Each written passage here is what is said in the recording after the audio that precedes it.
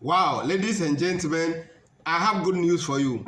Ghana has been ranked the 8th biggest economy in Africa.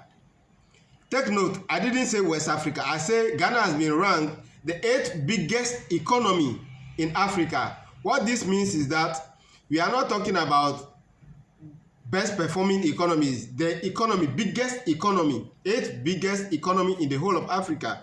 South Africa topped the list and Egypt followed, whilst Ghana followed Ethiopia very closely. And Ghana ranked the 8th biggest economy in the whole of Africa as I speak with you right now. Remember, Ghana's population is just 32 million and a little over 32 million. And as of May 2026, whilst the Russia-Ukraine war is still ongoing, the conflict between Iran, United States and Israel is still ongoing, but Ghana's economy is still doing good. As of May 2026, Ghana has shown significant economic recovery with its GDP projected to grow by approximately 4.8% to 5.9% in 2026, placing it among the fastest growing economies in sub-Saharan Africa. While not currently ranked in the top 5 fastest growing globally, which are such as Guyana and the rest, ladies and gentlemen. I'm glad to tell you that Ghana is ranked among the top 10 best performing economies in the whole world. And as if that is not enough, Ghana has returned to the skies.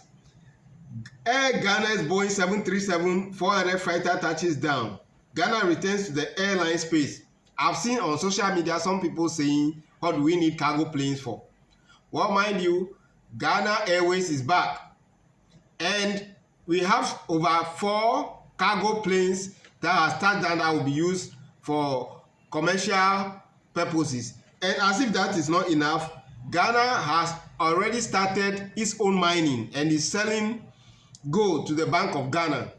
What this means is that we'll be able to stabilize the Ghanaian currency, and also the controller transferred 6.1 million to Ghana Medical Trust Fund from President Mahama. When the country is doing well, it wasn't long ago, it was just last week. President Mahama has rejected the US request to submit data on our medical sector to them in order for them to give us about $100 million in aid to support the health sector. You know, this is very dangerous because you do not submit data on your citizens to a foreign country which might be exploited for their own interest.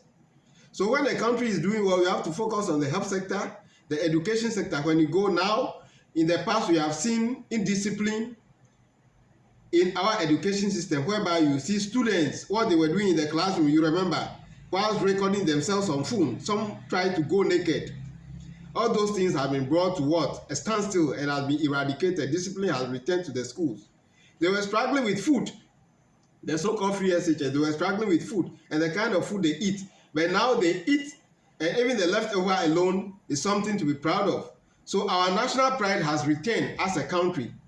So now watch this and make sure you like, comment, and share. Watch. Today, my dear sister, we have recorded an unprecedented level of currency appreciation. 40% against global currencies. The dollar, the pounds. The Ghanaian cedi has recorded an unprecedented, it has never happened before in the history of this country, that our currency would appreciate up to the tune of 40%. In fact, appreciation of the Ghanaian cedi is a rare occurrence, and it has always been unstable. If you see a little appreciation, it's always marginal, and then it depreciates. Depreciation is the norm.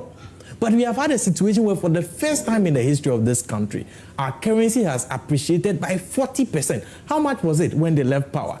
14.7. That our currency appreciated to the point where it was single digit, it was 9 point something at a point. Today it is 11 Ghana cedis. That is the record. That is the job of the Bank of Ghana. The Bank of Ghana is fulfilling its mandate